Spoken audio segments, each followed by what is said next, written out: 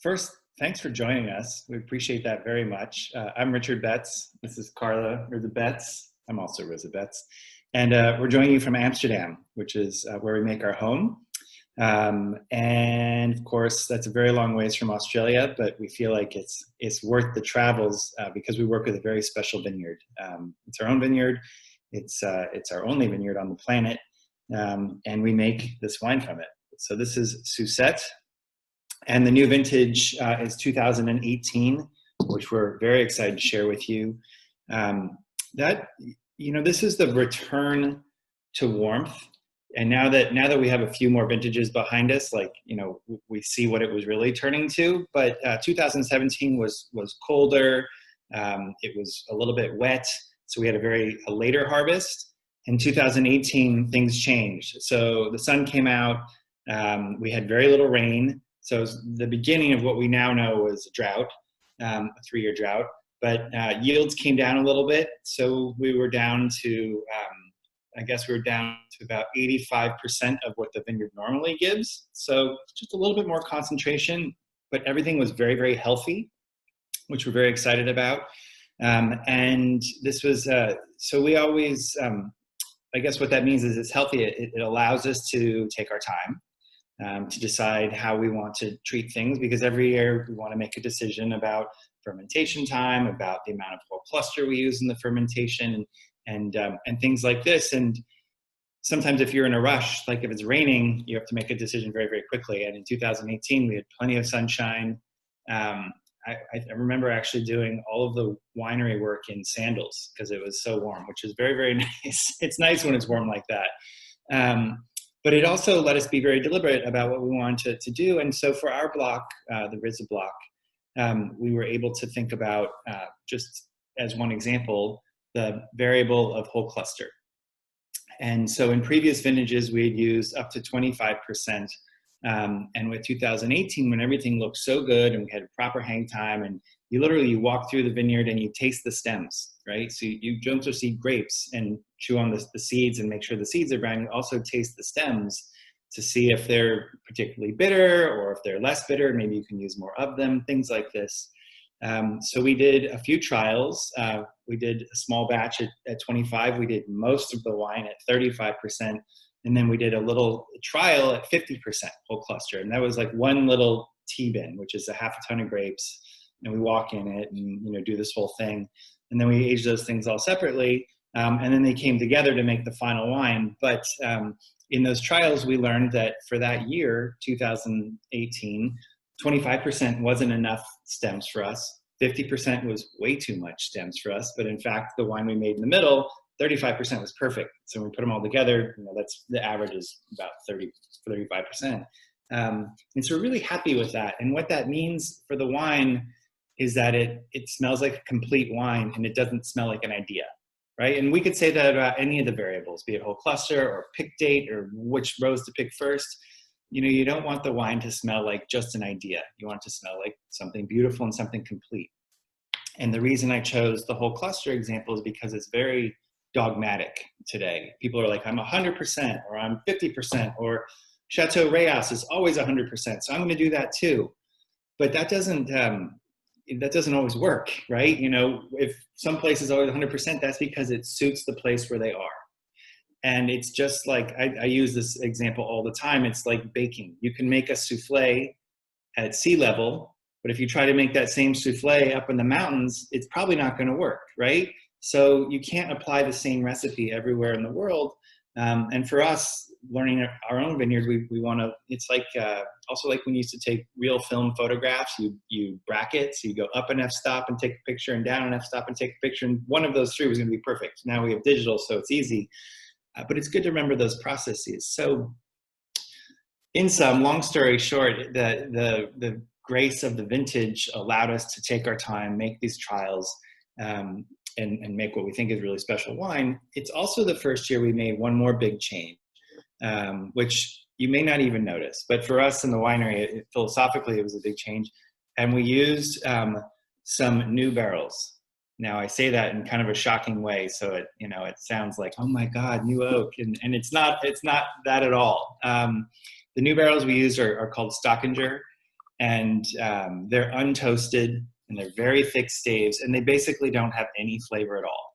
But instead, it's a tighter environment, and I think that you pick up a sense of tannin from it, right? But you don't pick up new oak flavors at all. And with that, we introduced the Stockinger with, I think it was a total of like 9% of all the barrels. So still 91% of the barrels were the old white wine barrels we'd been using, right? But we can feel the difference. And again, it's not about an idea. We don't want the wine to smell like stems. We want the wine to smell like wine. We don't want the wine to smell like new oak, you know. But in both the cases of the stems and the Stockinger barrels, you get tannin. And so it's always about balance, right? How do you create something that's balanced in the whole? And in the Barossa Valley, in this year, you have sunshine. So you have very ripe, generous fruit. So how do you balance it out? Well, you pick early enough, not too early, but early enough so that you still have some acidity. You know, you hope to extract a little bit of tannin from the skins, of course, and the seeds, of course, but also a little bit more from the stems and a little bit more from the Stockinger, so that instead of something that's too fruity or something that's too tannic, you end up with something that's just perfect.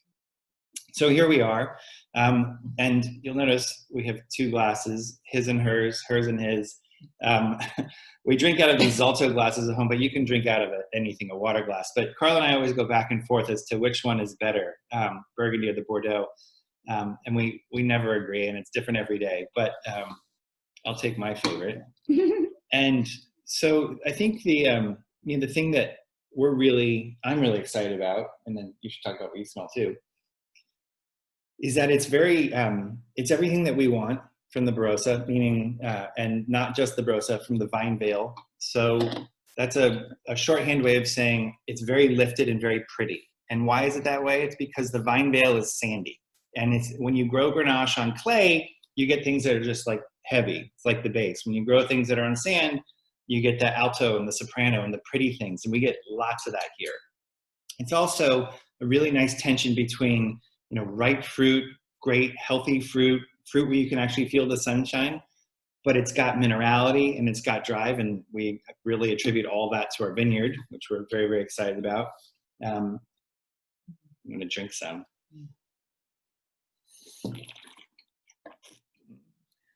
I think, too, the difference between 2018 and 2017 is a pretty clear one.